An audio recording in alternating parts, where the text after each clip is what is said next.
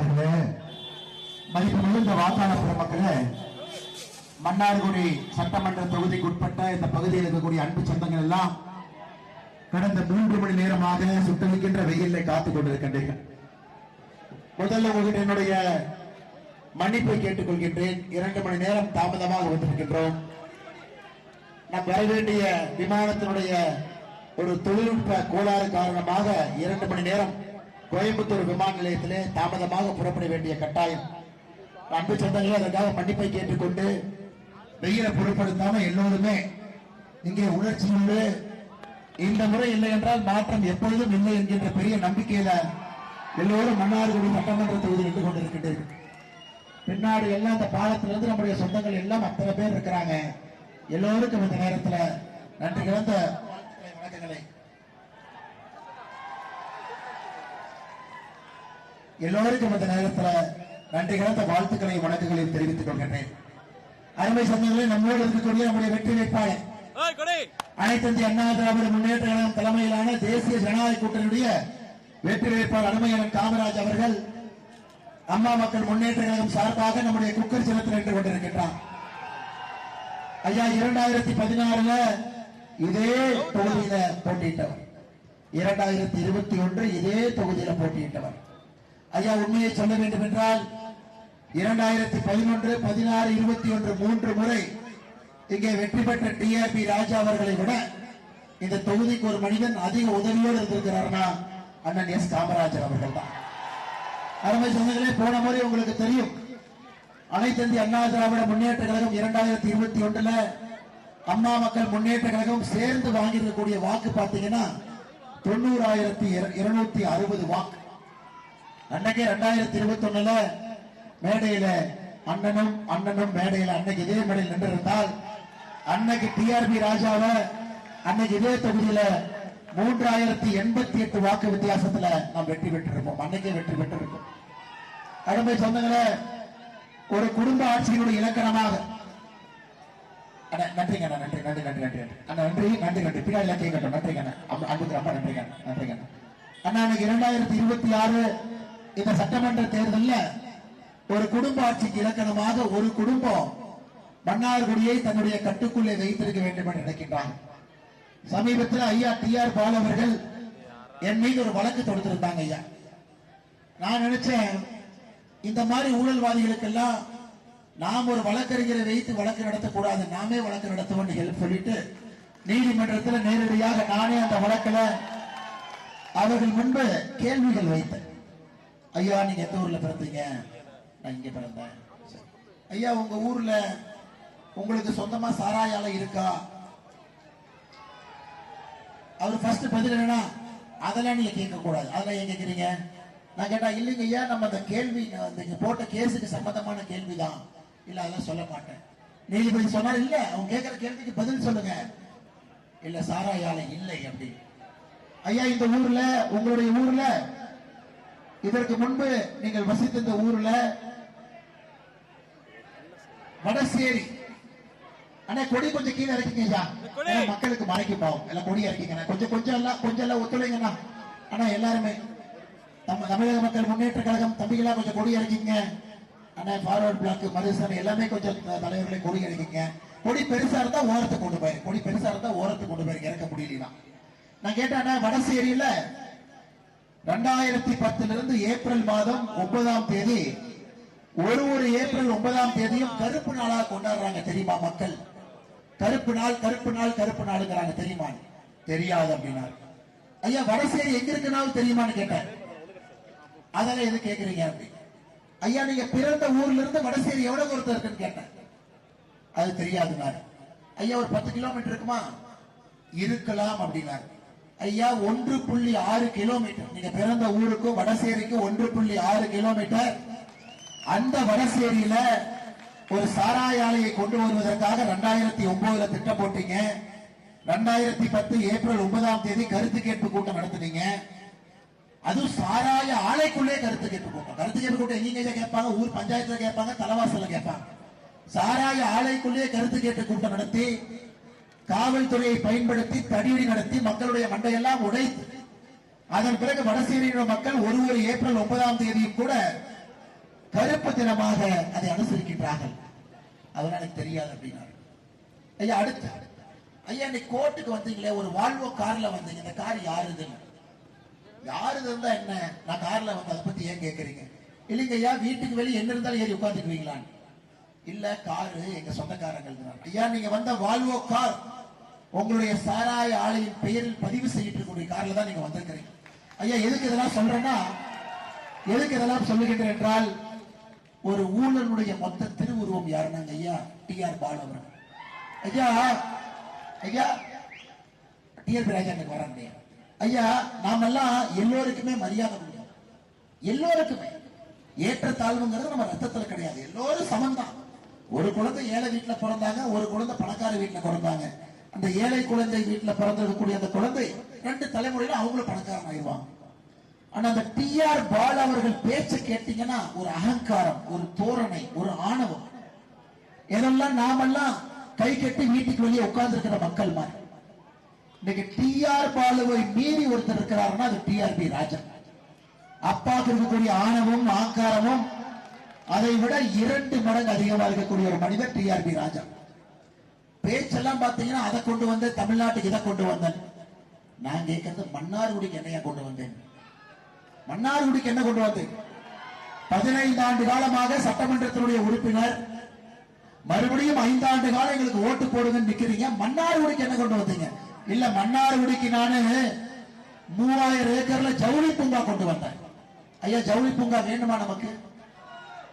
பிப்ரவரி மாசம் அதற்கான அடிக்கல் நாட்டு விழா.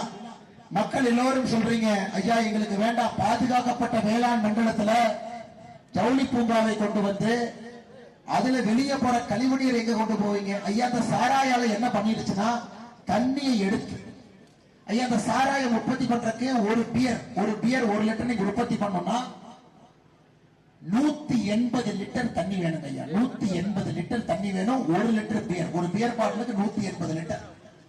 அந்த அந்த அசுத்தமான தண்ணீரை மறுபடியும் நிலத்துக்குள்ள பாய்ச்சிடுவாங்க. இன்றைக்கு இந்த ஊர் கெட்டு போனதுக்கான முக்கிய காரணம், இந்த சாராய ஆலையிலிருந்து திரும்ப பாய்ச்சப்பட்ட அசுத்தமான நீர் உப்புத்தன்மையை, இந்த பகுதியினுடைய உப்புத்தன்மையை அதிகரித்து அதிகரித்து யாருமே விவசாயம் செய்ய முடியாத அளவு கொண்டு வந்திருக்கிறாங்க. இன்னைக்கு ஒரு பாதுகாக்கப்பட்ட வேளாண் மண்டலத்துல 3000 ஏக்கர்ல ஜவுளி பூங்காவை கண்டு வருவேன். நீ யாருகிட்டயே பணம் வாங்குறதுக்கு எங்க ஊரை ஏன் ஆசைப்படுத்துறாங்க இல்லைங்களா ஐயா? நீ யாருகிட்டே கமிஷனோ கலெக்ஷனோ கரப்ஷனோ வாங்குவதற்காக எங்களுடைய ஊரை ஏன் ஆசைப்படுத்திருக்கின்றீர்கள்? அருமை சொந்தங்கள், அது மட்டும் இல்ல, டி.ஆர். பாலு ஐயா கேட்டேன், ஐயா உங்க குடும்பம் இத்தனை கம்பெனி நடத்துறாங்க, அதனாலதான் எம்எல்ஏ நீங்க வழக்கு போட்டீங்க. 160 கம்பெனி நடத்துறாங்க, 2 வீலர் ஷோரூம், அது இது. அதுக்கெல்லாம் ஒரே பதில் தான், தெரியாது தெரியாது.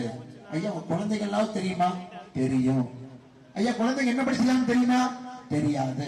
இதான் ஒரு பதில். அருமை சொந்தங்களே, இந்த முறை மன்னார்குடி தப்பிக்க வேண்டும் என்றால், இவர்கள் பிடியிலிருந்து வெளியே வர வேண்டும் என்றால், இந்த டி.ஆர். பாலு, டி.ஆர்.பி. ராஜா 2 பேர்த்தையும் நீங்கள் ஒரு சரித்திர வாக்கு வித்தியாசத்தில் இங்கே தோற்கடிக்க வேண்டிய அவசியம் கட்டாயம் நமக்கு இருக்கிறது. அருமை சொந்தங்கள், இவங்க பண்ணா மட்டும்தான் இங்கிருந்து நம்ம தப்பிக்க முடியுங்க ஐயா. 2014 பாராளுமன்ற தேர்தலில் டி.ஆர். பாலு அவர்கள் தஞ்சாவூர் வந்து போட்டியிட்ட பொழுது ஒரு சரித்திர வாக்கு வித்தியாசத்தில் தோற்கடிச்சு, அது பின்னாடி வாளை சுருட்டி கொண்டு ஸ்ரீபெரும்புதூர்ல போட்டிட்டு இருக்கிறார். தன்னுடைய சொந்த ஊர் பக்கமே வராம சுத்திட்டு இருக்கிறார். ஆனா இன்னைக்கு சொல்றாங்க, தன்னுடைய பையன் ஜெயிக்க வேண்டும் என்பதற்காக வீதி வீதியா போறாரு, நடந்து போறாரு, மக்கள்கிட்ட போய் ஓட்டு கேட்கிறார். இவங்க என்ன சாதனை செய்தாங்க? மன்னார்குடிக்கு அவர்கள் என்ன செய்தார்? இந்த பகுதியினுடைய திருவாரூர் மாவட்டத்துக்கு என்ன செஞ்சாங்க? தஞ்சாவூர் மாவட்டத்துக்கு என்ன செஞ்சாங்க? 15 ஆண்டு காலமாக சட்டமன்ற உறுப்பினராக இருந்து இவர்கள் என்ன செஞ்சாங்க? எதுவுமே செய்யல. ஆனா இன்னைக்கு வந்து எங்களுக்கு வாக்கு போடு வந்திருக்கிறார்கள் ஐயா. இந்த பகுதியில் மீத்தேன் திட்டத்தை கொண்டு வந்தவர்கள் திராவிட முன்னேற்ற கழகத்தினுடைய காரணம். அந்த மீத்தேன் திட்டம் அன்னைக்கு காங்கிரஸ் கட்சி ஆட்சியில் இருந்தாங்க மத்தியில். மாநிலத்தில் துணை முதலமைச்சர் கையெழுத்து போட்டது மு.க. ஸ்டாலின் அவர்கள் தான் கையெழுத்து போட்டு மீத்தேன் திட்டத்தை கொண்டு வந்தார். வடசேரி சாராயால இவங்களுடையது. ஆலங்கோட்டையினுடைய விவசாயத்தை அழிப்பதற்காக ஒரு ஜவுளி பூங்கா. இந்த பகுதியை திட்டம் போட்ட ஐயா இங்க எல்லாம் எதுக்கு வர்றாங்கன்னா அவங்க தண்ணிக்காக வர்றாங்க ஐயா, தண்ணிக்காக வர்றாங்க. வேற எங்கேயுமே தண்ணி இல்லை. கோயம்புத்தூர்ல சிப்காட், அன்னூர்லிங்க ஐயா 3000 ஏக்கர்ல சிப்காட் போட்டு இதே மாதிரி டிராமா பண்ணாங்க. என்ன சொன்னாங்க ஐயா? காலவரையற்ற உண்ணாவிரதம், காலவரையற்ற உண்ணாவிரதம். நீ சிப்காட்டை வாபஸ் வாங்கலினா காலவரையற்ற உண்ணாவிரதம். இன்னைக்கு 2 இடத்துக்கு வர்றாங்க. சிப்காட்டை பொறுத்தவரை டெல்டா பகுதி தண்ணி உறிஞ்சிடும், கோயம்புத்தூர் பகுதி தண்ணி உறிஞ்சிடும், மற்ற இடத்துல தண்ணி இல்லை. தண்ணி இருக்கக்கூடிய பகுதி வேளாண் மண்டலமாக அறிவிக்கப்பட்ட பகுதி.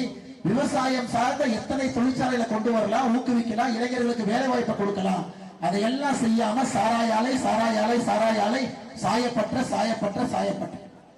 அருமை சொந்தங்களே, வளர்ச்சிக்கு எதிராக இருக்கக்கூடிய இந்த குடும்பத்தை நீங்கள் எல்லாம் இந்த முறை நிராகரிக்க வேண்டும் என்று அன்போடு கேட்டுக்கொண்டு, 10 ஆண்டு காலமாக உங்களுக்காக தொடர்ந்து உழைக்கக்கூடிய ஒரு மனிதர் 2010 2016 2 இடத்திலும் கூட போட்டியிட்டு நீங்கள் நிறைய அன்பு கொடுத்தாலும் கூட கொஞ்சம் வாக்கு வித்தியாசத்துல வெற்றி வாய்ப்பை இழந்து 2026 அண்ணன் எஸ் காமராஜ் அவர்கள் முழுவதுமாக உங்களுடைய அன்பை கொடுப்பீங்க அப்படிங்கிற முழு நம்பிக்கையை உங்கள் முன்னால் நிற்கிறார். மக்களுடைய எழுச்சியெல்லாம் பார்க்கும் பொழுது எந்த அளவுக்கு அவர் மீது நீங்கள் ஒரு பெரிய மரியாதை வைத்திருக்கிறீர்கள் என்பது தெளிவா தெரியுது ஐயா. ஐயா, மன்னார்குடிக்கு மட்டும் திராவிட முன்னேற்ற கழகம் வாக்குறுதி கொடுத்து நிறைவேற்றாத என்னன்னு பாருங்க ஐயா. விவசாய விலை பொருட்களை மதிப்பு கூட்டும் வகையில் விவசாயம் சார்ந்த தொழிற்பேட்டை அமைப்போம் 2021 தேர்தல் வாக்குறுதி. ஆனா என்ன கொண்டு வர்றீங்க? சாயப்பட்டறை கொண்டு வர்றீங்க. பாம்பனி உர தொழிற்சாலையை மேம்படுத்தி இயற்கை உரங்கள் தயாரிக்க ஊக்குவிப்போம். கிடையவே கிடையாதுங்க ஐயா, 1 கிராம் கூட தயாரிக்கல. மன்னார்குடியில் இயற்கை விஞ்ஞானி நம்மாழ்வார் பேரில் விவசாய கல்லூரி அமைக்க நடவடிக்கைகள் மேற்கொள்வோம். இல்லைங்க ஐயா, டிஆர்பி ராஜாக்கு ஃபாரின் போறதுக்கே நேரம் சரியா இருக்குது. மன்னார்குடிக்கு வந்து இங்க பார்ப்பதற்கு இங்க நேரம் இருக்கு. மன்னார்குடியில் அரசு பாலிடெக்னிக் கல்லூரி தொடங்குவோம். இல்லை. மன்னார்குடியில் ஆர்பி சிவம் நகரில் பிரம்மாண்டமான உலகத்தரம் வாய்ந்த உள் விளையாட்டு அரங்கம் அமைப்போம். இல்லை. நீடாமங்கலம் பேரூராட்சியில் புதிய பேருந்து நிலையத்தை கட்டுவோம். இல்லை. நீடாமங்கலம் ஒன்றியம் சித்தாம்பூர் ரிஷியூர் ஒலிமதி காலச்சேரி போன்ற பகுதியில் சாலையோரம் மற்றும் நீர்நிலை புறம்போக்கு நிலங்கள் வசிக்கும் அனைத்து நிலமற்ற மக்களுக்கு இலவச வீட்டுமனை பட்டா வழங்குவோம். அதுவும் ஐயா, நான் சொல்வது 511 தேர்தல் வாக்குறுதியில 7 தேர்தல் வாக்குறுதி உங்க தொகுதி. ஆனா முதலமைச்சர் கூட்டிட்டு வந்தீங்கன்னா 99% நிறைவேற்றிட்டோம், 99% நிறைவேற்றிட்டோம். ஐயா, காலையில அந்த பொம்மைக்கு யாரோ கீ கொடுத்து அனுப்பிச்சுடுறாங்க ஐயா. காலையில இருந்து இரவு வரைக்கும் அவர் பேசுற பேச்சு இருக்கு. காலையில இருந்து மத்தியானம் வரைக்கும் ஐயா ஸ்டாலின் அவர்கள் இந்தி இந்தி இந்தி பார். அப்புறம் கீ எல்லாம் முடிஞ்சு போனதுக்கு அப்புறம் மறுபடியும் கீ கொடுத்தாங்கன்னா மத்தியானத்துக்கு மேல டெல்லி டெல்லி டெல்லி பார். சாயந்தரத்துக்கு மேல மறுபடியும் கீ கொடுத்தாங்கன்னா மோடி அரசு வஞ்சிக்கிறாரு, மோடி அரசு வஞ்சிக்கிறாரு, மோடி அரசு வஞ்சிக்கிறாரு. அப்புறம் நைட்டு தூங்க போயிடுவாங்க ஐயா. காலையில கீ கொடுத்தாங்கன்னா அடுத்த வேற ஏதாச்சும் பேசுவாங்க. இதை தவிர முதலமைச்சர் உருப்படியாக நம்முடைய டெல்டா பகுதிக்கு, மன்னார்குடிக்கு, திருவாரூர் மாவட்டத்துக்கு ஏதாவது செஞ்சிருக்காங்களா நீங்க சொல்லுங்க ஐயா. ஐயா, பக்கத்து தொகுதி இப்பதான் திருவாரூர்ல பேசி வந்தாங்க ஐயா. 1996 இருந்து திமுக வெற்றி 30 வருஷம் ஐயா. 1967 இருந்து கம்யூனிஸ்ட் திமுகவோ யாருமே உள்ள போகல. ஆனா தமிழகத்துல உற்பத்தி திறன்ல திருவாரூர் மாவட்டம் எங்க இருக்குனாங்க ஐயா? கடைசியிலிருந்து மேல. கடைசி மாவட்டம் அரியலூர், கடைசி மாவட்டத்துக்கு மேல திருவாரூர். ஐயா, நாளைக்கு காலையில ஒரு குழந்தை கோயம்புத்தூர்ல பிறக்குது, அது இன்னொரு குழந்தை திருவாரூர்ல பிறக்குதுன்னா அந்த கோயம்புத்தூர்ல பிறக்கக்கூடிய குழந்தை அதிக நாட்கள் வாழ்வார்கள், அதிக வசதிகள் அந்த குழந்தை கிடைக்கும். தப்பு நம்ம மேல இல்லைங்க ஐயா. எல்லாம் ஒரே ஊர் தான், ஒரே மண் தான், ஒரே மக்கள் தான். ஆனா இங்க உனக்கு இத்தனை காலமாக இருந்து இருந்து எதையும் கொண்டு வரும், எதையும் கொண்டு வரும். உற்பத்தி திறன்ல கடைசியிலிருந்து 2வது மாவட்டம். மனித வளர்ச்சி குறியீடுன்னு சொல்லுவாங்க ஐயா. சுத்தமான நீர், காற்று, ஆகாரம் எல்லாம் கிடைக்கிறதுக்கு மனித வளர்ச்சி குறியீடு. திருவாரூர் மாவட்டம் கடைசியிலிருந்து 5வது இருக்கும். இதெல்லாம் மாத்திரம் ஐயா. திமுக காரங்களுக்கே ஓட்டு போட்டு ஓட்டு போட்டு இவனுங்களே வந்து உட்கார்ந்து உட்கார்ந்து உட்கார்ந்து எந்த வேலையும் செய்யாம எப்படி இருந்தாலும் 5 வருஷம் கழிச்சு நான் போய் சித்தாந்த பேசணும், நமக்கு ஓட்டு போட்டுருவாங்க அப்படிங்கிற நம்பிக்கையில 40 ஆண்டு காலமாக இந்த ஓட்டப்பானையை உருட்டி உருட்டி திராவிட முன்னேற்றங்களை நீங்க வாக்கு சேகரித்துக் கொண்டிருக்கின்றார்கள். இதை இந்த முறை நீங்கள் உடைக்க வேண்டும் என்று அன்போடு கேட்டுக்கொள்கின்றோம். அருமை சொந்தங்களே, மத்திய அரசு பாரத பிரதமர் ஐயா மோடி அவர்கள் கடந்த 4 ஆண்டுகள்ல யூரியாவுக்கு மட்டுமே மானியமாக 29,000 கோடி கொடுத்திருக்கிறார்கள் ஐயா. யூரியாவுக்கு மட்டுமே மானியமாக 29,000 கோடி. ஆனா மன்னார்குடியில போய் யூரியா கடையில யூரியா வாங்கினா என்ன சொல்லுவாங்க? அண்ணே, ஏதோ நாம ஓசியில கேட்கிற மாதிரி, அண்ணே யூரியா வாங்கணும்னா அதை காசு கொடுத்து வாங்கினீங்கன்னா யூரியாவை கொடுப்போம். சொல்றாங்களா இல்லீங்களா? சொல்றாங்களா இல்லீங்களா? அத்தனையும் மானியத்தோடு மோடியை அனுப்பி வைத்தாலும் கூட இங்க இருக்கக்கூடியவர்கள் பண்ணக்கூடிய பிரச்சனை. 2021 உதயநிதி சொல்லி நம்ம சும்மாதாங்கம்மா இருந்தோம், சும்மாதான் இருந்தோம். இந்த உதயநிதி வெளியே வந்தாரு. என்னக்கா, நல்ல தாலி கயிறு, கழுத்துல தங்க சங்கிலி, காதுல இதெல்லாம் இருக்குது, நகைக்கடன் தள்ளுபடி கொடுக்குறோம், போய் வைங்க போய் வைங்க. எத்தனை பேர்த்த வைக்க வச்சாருங்க? சும்மாதான் நாம இருந்தோம், நாம எதுவும் கேட்கல. எத்தனை பேர்த்த வைக்க வச்சாருங்க? 48 லட்சம் பேர் தமிழகத்துல. உதயநிதி சொல்றாரு முதலமைச்சர் பையன் ஏதோ தள்ளுபடி பண்ணிடுவார். 48 லட்சம் போய் வச்சாங்க. 13 லட்சம் பேர் தான் இன்னைக்கு வெளியே வந்திருக்கிறாங்க. இன்னைக்கு தேதியில 35 லட்சம் கடன் அப்படியே இருக்கு. சொன்னது யாருங்க? உதயநிதி ஸ்டாலின். அவருக்கு என்னங்க ஐயா, 11 மணிக்கு எந்திரிப்பாரு, 12 மணிக்கு வெளியே வருவாரு, யாரோ ஒருத்தர் மைக்க கொடுப்பான், ஒரு பேப்பரை கொடுப்பான், படிப்பாரு, மத்தியானம் போய் தூங்கிடுவாரு, காலையில 6 மணிக்கு வருவார். நீங்களும் நானும் முதல் தலைமுறை விவசாய குடும்பம். வெயில்ல, காட்டுல, மலையில, புழுதி காட்டுல நின்று ஒரு பைசாவை நீங்கள் நானும் சம்பாதி. ராஜா வீட்டு கண்ணுக்குட்டிகளா வாய்க்கு வந்தெல்லாம் பேசி போயிடுவாங்க. ஐயா இன்னைக்கு நான் ஒரு வார்த்தை பேசினாலும் கூட அடுத்த முறை என்னை பார்த்து நீங்க கேட்பீங்க. உதயநிதி ஸ்டாலின் என்னங்க 48 லட்சம் பேர் நகை கடன் வைத்து 13 லட்சம் பேர் தான் இன்னைக்கு வெளியே வந்திருக்கிறாங்க. 35 லட்சம் கடன் அப்படியே இருக்குதுங்க ஐயா. கருணாவூரில் இயங்கும் கோல்டன் வாட்ஸ் பீர் ஃபேக்டரி அதான் பாருங்க. மூலம் நிலத்தடி நீர் அதிகமாக உறிஞ்சப்படுவதோடு இல்ல, கழிவு நீரை மீண்டும் பூமிக்குள் அனுப்பப்படுவதால் சுற்றியுள்ள கிராமங்களில் குடிக்கிற நீர் உப்பு தண்ணியாக மாறியிருக்கு. அதையெல்லாம் மாற்ற வேண்டும் என்றால் அண்ணன் எஸ் காமராஜ் அவர்கள் இந்த முறை குக்கர் சின்னத்துல அவருக்கு அந்த வாய்ப்பை நீங்கள் கொடுக்க வேண்டும் என்று அன்போடு இந்த நேரத்தில் கேட்டுக்கொள்கின்றேன். அது மட்டுமில்லை, அருமை சொந்தங்கள், எங்க தாய்மார்கள் இருக்கிறீங்க. இன்னைக்கு நீங்க பாருங்க, பாரத பிரதமர் மோடி ஐயா பாராளுமன்றத்தில் மகளிர் மசோதா, நீங்கள்லாம் உங்களுடைய குரல் பாராளுமன்றத்தில் ஒலிக்க வேண்டும் என்பதற்காக 131வது அரசியலமைப்பு திருச்சட்டத்தை கொண்டு வர்றார். 2029 பார்லிமெண்ட்ல சகோதரிகள் பெண்களுக்கு 33% இடஒதுக்கீடு, நீங்க எம்பி ஆகலாம். ஆனா பெண் தொகுதி, உதாரணத்துக்கு ஒரு தொகுதியா பெண் தொகுதியா சொல்லுவாங்க, பெண்கள் மட்டும் தான் நிக்கணும். அந்த மசோதால பிரதமர் சொன்னாங்க, யாரும் கவலைப்படாதீங்க, எல்லா மாநிலத்துக்கும் அதிகரிக்கிறோம். தமிழ்நாடு 39 இருந்து 59 எம்பி 50% உயர்த்துறோம். தாய்மார்களுக்கு உயர்த்தப்பட்ட 59 எம்பியில 20 எம்பி தாய்மார், 39 எம்பி பொது எம்பி. கேரளா 20 இருந்து 30, கர்நாடகா 28 இருந்து 42, ஆந்திரா 25 இருந்து 38. யாருக்கு பொறுக்கலைங்க ஐயா, எல்லாருக்கும் ஏத்தி இருக்கும். ஆனா திமுகவும் காங்கிரசும் வேண்டுமென்றே திட்டமிட்டு மசோதாவுக்கு எதிராக வாக்களித்து, அவங்களை பொறுத்தவரைக்கும் என்னங்க, கனிமொழி கருணாநிதி அவங்க நல்ல மேக்கப் போட்டுட்டு பார்லிமெண்ட்டுக்கு போகணும். ஏன்னா அவங்க குடும்பத்துக்கு பண்ணு. ஐயா திமுக 2 பெண் எம்பி இருக்கிறாங்க, 2 பேரும் குடும்ப எம்பி. தமிழச்சி தங்கப்பாண்டியன் அக்கா, அவங்களுக்கு என்ன அப்பா தங்கப்பாண்டியன் எம்எல்ஏவாக இருந்தாங்க. அவருடைய சகோதரர் தான் திருச்சுள்ளியில நம்முடைய நிதியமைச்சராக இருக்கிறாங்க. தமிழச்சி தங்கப்பாண்டியன் அக்கா மேக்கப் போட்டு அவங்களும் பார்லிமெண்ட்டுக்கு போகணும். ஆனா புழுதிக்காட்டுல இருக்கக்கூடிய நம்முடைய குழந்தைகள்லாம் வாய்ப்பே இல்லாம அதே புழுதிக்காட்டுல அப்படியே உட்கார்ந்து இருக்கணும் தலைமுறைக்கு. அதனால அருமை சொந்தங்களே, உங்களுக்கு எதிராக வாக்களித்த திராவிட முன்னேற்ற கழகத்திற்கு மன்னார்குடியினுடைய ஒரு சகோதரியும் தாய்மாரும் ஏப்ரல் 23ஆம் தேதி நீங்க வாக்களிக்கணும். ஐயா நாங்க உறுதியா மோடி ஐயா அதை கொண்டு வரத்தான் போறாங்க. ஐயா அவங்க எல்லாம் இன்டர்நேஷனல் பாலிடிக்ஸ் பாக்குற மோடி எல்லாம் உள்ளூர் அரசியல்வாதி 4 பேர். அவங்க நேத்து பாராளுமன்றத்திலே தோற்கடித்திருக்கலாம். மோடியே நேத்து என்ன கேட்டாரு, நாங்க கொண்டு வர்றோம், காங்கிரஸ் ஓட்டு போடுங்க, திமுக ஓட்டு போடுங்க, எல்லோரும் சேர்ந்து கொண்டு வந்துதான் இருக்கட்டும். நீங்க இன்னைக்கு தோற்கடிச்சிட்டீங்க, உங்களை தாண்டி எப்படி கொண்டு வருவது என்று தெரியும், நாங்க கொண்டு வர்றோம், அது வேற. ஆனா இன்னைக்கு நீங்க ஏப்ரல் 23ஆம் தேதி நம்முடைய சகோதரிகளை தாய்மார்களை மன்னார்குடியில உங்களோட அன்போடு கேட்டுக்கொள்கின்றேன், மகளிர் மசோதாவுக்கு எதிராக வாக்களித்த திமுகவுக்கு எதிராக நீங்கள் வாக்களிக்க வேண்டும் என்ற நேரத்தில் கேட்டுக்கொள்கின்றேன். அது மட்டுமில்லை அருமை சொந்தங்களே, இதெல்லாம் முடிச்சதுக்கு அப்புறம் கனிமொழி அக்கா வந்தாங்களானே, டிஆர்பி ராஜாங்கனால வரிசையால வருவாங்க. உதயநிதி வந்தாருங்களா? உதயநிதி வந்தார். உதயநிதி சொன்னாருங்களா, நான் தோத்தாலும் பரவாயில்ல டிஆர்பி ராஜா ஜெயிக்கணும்னு சொன்னாரா? அதே டைலாகா? டைலாக் அப்படியே சொன்னாருங்களா? ஏன்னா அன்பில் மகேஷ் பொய்யாமொழி திருச்சி திருவெரும்பூர் தொகுதி, அங்க போய் உதயநிதி ஸ்டாலின், நான் தோத்தாலும் பரவாயில்ல தம்பி ஜெயிக்க வைங்க. நீங்க டிஆர்பி ராஜாட்ட வந்து நான் தோத்தாலும் பரவாயில்ல ஜெயிக்க வைங்க. அவர் தோக்கத்தான் போறாரு, ஜெயிப்பாக்கல, எந்த எழுதி வச்சு. நம்முடைய பாயிண்ட் என்னங்க ஐயா, அவரோட அந்த மொத்த குரூப்பே போகும், மொத்த குரூப்பே. இந்த பக்கத்துல உதயநிதி ரசிகர் மன்றத்தினுடைய அகில உலக தலைவர் அன்பில் மகேஷ் பொய்யாமொழி அவரும் போகணும். டிஆர்பி ராஜாவை பொறுத்தவரையில் ஐயா ஆங்கிலத்துல 4 வார்த்தை, ஆங்கிலத்துல தம்பி நன்றி தம்பி, நீ குடிங்க தம்பி, நான் தண்ணி குடிச்சுக்கிறேன், ரொம்ப அன்புக்கு நன்றி, நன்றி தம்பி, ரொம்ப நன்றி தம்பி அண்ணே, நன்றி.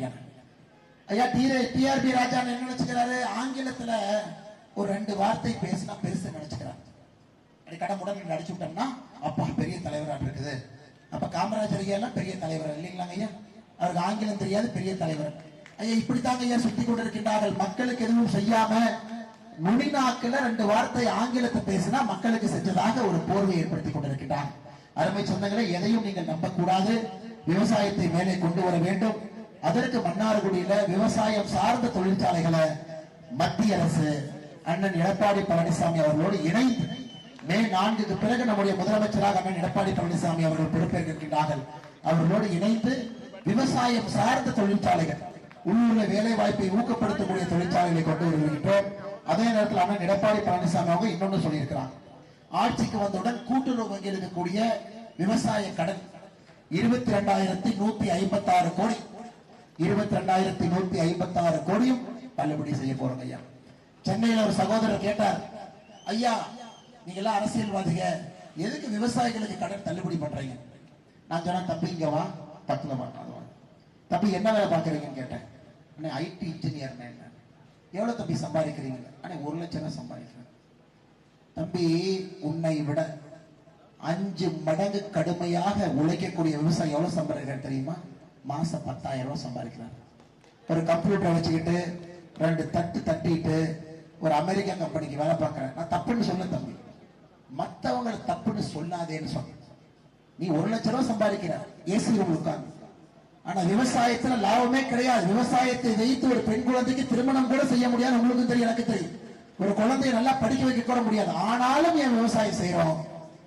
அந்த மண்ணை விட்டு நம்மளால போக முடியலைங்க. என் மண்ணில் இருக்க வேண்டிய கட்டாயம் நமக்கு இருக்கு. அதனாலதான் விவசாயிகளுக்கு உதவி தேவைப்படுகிறது. அவர்களுக்கு கடன் தள்ளுபடி அப்பப்ப தேவைப்படும். திமுக அதையும் பண்ண மாட்டான். அதையும் 5 வருஷம் பண்ணான். போன முறை 12,000 கோடி கடன் தள்ளுபடி 5 வருஷம் பண்ணார் அண்ணன் பெரியகருப்பன் அவர்கள். அதுலயும் 1,774 கோடி பண்ணல. அம்புலிமாமா கதையெல்லாம் இன்னும் சொல்லிட்டு இருக்காரு. ஏன்னா பண்ணினா அம்புலிமாமா கதையெல்லாம் ஆரம்பிக்கிறார். அதனால விவசாய பெருமக்களே, உங்களோடு எப்பொழுதும் நம்முடைய மோடி ஐயா அண்ணன் எடப்பாடி பழனிசாமி அவர்கள் இருப்பார்கள். உங்களுடைய நலனுக்காக எப்பொழுதும் நாங்கள் இருப்போம் என்று சொல்லி, திராவிட முன்னேற்ற கழகம் என்ன பொய்யை சொன்னாலும் கூட 100 நாள் வேலை பலத்தை நிறுத்திடுவாங்க. கடந்த 5 ஆண்டுகள 46,000 கோடி ரூபாய் ஒதுக்கி இருக்கின்றோம்.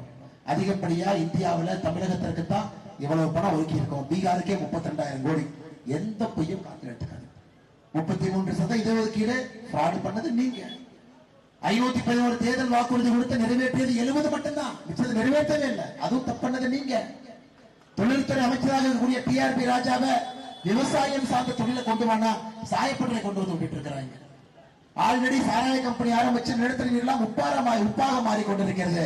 இன்னைக்கு சாராய பட்டறை கொண்டு வந்து விட்டீங்கன்னா பெருந்துறைமை ஆகும். இன்னைக்கு ஈரோடு பக்கத்துல பெருந்துறைங்கிற ஊருங்க ஐயா, அதிகப்படியான கேன்சர் அங்கதான் வந்துகிட்டு இருக்கு. ஏன்? அந்த சிப்காட்டை போட்டு தண்ணியை கொண்டு வந்து உள்ள விட்டு கழிவு தண்ணியை விட்டு எனக்கு பிஞ்சு குழந்தை பிறந்து 1 வருஷத்துல கேன்சர் வருது. அதனால உங்களுடைய பகுதி ஒரு புண்ணியமான பூமி. அதை அப்படியே காப்பாத்துங்க, அப்படியே விளைச்சலமா வச்சுக்கங்க, அப்படியே பச்சையா வச்சுக்கங்க. யார் வந்தாலும் கூட அதை நீங்கள் விடக்கூடாது என்று சொல்லி, அருமை சகோதர சகோதரிகளே, நீங்க வெயில் இருக்கிற காரணத்தினால இன்னும் நிறைய பேசுங்க ஐயா. நெல்லினுடைய குறைந்தபட்ச ஆதார விலை எவ்வளவு நம்ம கொடுக்கிறோம்? 2,500 ஒரு குவிண்டலுக்கு கொடுக்குறோம் பொய் சொல்லி சுத்துறாங்க ஐயா. அதுல நம்முடைய மோடி ஐயா இவங்க எல்லாம் வருவாங்க. நெல்லுக்கு குறைந்தபட்ச ஆதார விலை ஒரு குவிண்டலுக்கு நாங்க 2021 இவங்களுடைய தேர்தல் வாக்குறுதியில் சொன்னார்கள் 2,500 ரூபாய். நாங்கள்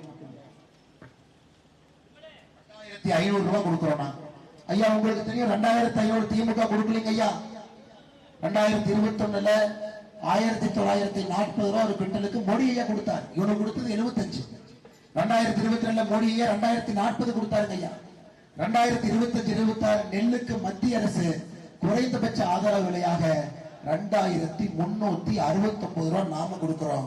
105 ரூபாய் இவங்க கொடுக்கறாங்க. மாநில அரசு 105, நம்மளது 2,369. இது எப்படின்னாங்க ஐயா, ரேஷன் கடையில இலவச அரிசி மோடி, மஞ்சப்பை ஸ்டாலின். அவ்வளவுதாங்க ஐயா. அதனால விவசாய பெருமக்களே, நெல்லாக இருக்கட்டும் கரும்பாக இருக்கட்டும், கரும்பினுடைய குறைந்தபட்ச ஆதரவு விலை ஒரு டன்னுக்கு நீங்க பாத்தீங்கன்னா 3,550 நாம கொடுக்கிறோம். 349 திமுக கொடுக்கிறோம். ஆனால் நன்றாக புரிந்து கொள்ள வேண்டும். இன்னைக்கு நமக்கு ஒரு விவசாயி நம்முடைய முதலமைச்சராக தமிழ்நாட்டுக்கு அண்ணன் எடப்பாடி பழனிசாமி வந்துட்டாங்கன்னா, விவசாயத்துக்கான நிதியெல்லாம் கொண்டு வந்து முன்னேற்றத்திற்காக உங்களோடு நிற்போம் என்று சொல்லி, இந்த மன்னார்குடியில இந்த ஒரு குடும்பத்தை இங்கிருந்து விரட்டடிக்க வேண்டிய கடமையும் கட்டாயமும் நமக்கு இருக்கு. குறிப்பாக நம்முடைய அண்ணன் எஸ் காமராஜ் அவர்கள் குக்கர் சின்னத்துல ஒரு பெருவாரியான வாக்கு வித்தியாசத்துல அவரை நீங்கள் வெற்றி பெற செய்ய வேண்டும் என்று பணிவன்போடு கேட்டுக்கொள்கின்றோம். நமக்கு கிடைத்திருக்கக்கூடிய கடைசி ஒரு நல்ல ஒரு அரிய வாய்ப்புங்கய்யா. ஒரு எளிய மனிதர் நம்மோடு இருக்கக்கூடிய 10 ஆண்டு காலமாக நமக்கு பணி செய்யக்கூடிய அண்ணன் அவர்களை நீங்க சட்டமன்ற உறுப்பினராக பெற வேண்டும் என்று அன்போடு கேட்டுக்கொண்டு அனைத்து இந்திய அண்ணா திராவிட முன்னேற்ற கழகத்துடைய அமைப்பு செயலர் அருமை அண்ணன் ராஜமாணிக்கம் அவர்கள் நம்மோடு இருக்கின்றார்கள். கடந்த முறை இந்த தேர்தலில் போட்டியிட்டாங்க, 2011 போட்டியிட்டாங்க. உங்களுக்காக தொடர்ந்து களத்தில் இருக்கக்கூடிய ஒரு அற்புதமான மனிதர். அம்மா மக்கள் முன்னேற்ற கழகம் சார்பாக அமைப்பு செயலர் அண்ணன் மலர்வேந்தன் அவங்க இருக்கிறாங்க. அவர்களுக்கும் வாழ்த்துக்களை வணக்கங்களை தெரிவித்து தமிழ் மாநில காங்கிரஸ் அவர்களுடைய மாவட்ட தலைவராக இருக்கக்கூடிய அருமையன் சந்திரசேகரன் அவர்கள், பாட்டாளி மக்கள் கட்சி மாவட்ட செயலாளர் கங்கா அவர்கள், தமிழக மக்கள் முன்னேற்ற கழகத்தினுடைய மாவட்ட செயலர் ரஜினி பாண்டியன் அவர்கள், சிங்க தமிழர் முன்னேற்ற கழகம் முருகேசன் அவர்கள், மதுசேனி மாவட்ட செயலர் ஆதிமகேஷ் அவர்கள், வளரும் தமிழக மாவட்ட செயலர் கவின்ராஜ் அவர்கள், தென்னிந்திய ஃபார்வர்ட் பிளாக் கட்சி அருமை சகோதரர் காசி சங்கர் அவர்கள், என்னுடைய ஊனோடு உடம்போடு நரம்போடு ரத்தத்தோடு இதயத்தோடு கலந்திருக்கக்கூடிய பாரதிய ஜனதா கட்சியினுடைய அன்பு தொண்டர்களை, மாவட்ட தலைவராக இருக்கக்கூடிய அருமையான வி கே செல்வம் அவர்கள் நம்மோடு இருக்கின்றார்கள். அவருக்கும் வாழ்த்துக்களை வணக்கங்களை தெரிவித்து மாநில செயற்குழு உறுப்பினர் கண்ணன் அவர்கள், துணைத் தலைவர்கள் ஜெயக்குமார் பாலபாஸ்கர் அவர்கள், மாவட்ட செயலாளர்கள் ராஜேஷ் அவர்கள், கனிமாறன் அவர்கள், ஜெயந்தி அவர்கள், மாணிக்கம் அவர்கள், வடுவூர் நாகராஜன் அவர்கள், பாலகிருஷ்ணன் அவர்கள், இளைஞர்கள் அறிவுராம் அவர்கள், சிந்து சுப்பிரமணியம் அவர்கள், முருகானந்தம் அவர்கள், ஆற்றல் மிகுந்த ஒன்றிய தலைவர்கள் சிவபிரபாகரன், வீரமணி, ராமநாதன், செல்வம், சதீஷ் அவர்கள், பாரதிய ஜனதா கட்சியினுடைய விவசாயிகளுடைய மாநில தலைவர் அன்பண்ணன் ஜி கே நாகராஜன் அவர்கள் வண்டியினுடைய முன்னருக்கில் அமர்ந்து கொண்டு பிரச்சாரம் பண்ணிக்கிட்டே இருக்கார் அண்ணனுக்காக. அதனால் எல்லா சொந்தங்களுக்கும் மறுபடியும் வெயில வந்ததுக்காக மன்னிப்பு கேட்டுக்கிறாங்க. தாயெல்லாம் மன்னிச்சுக்கோங்க.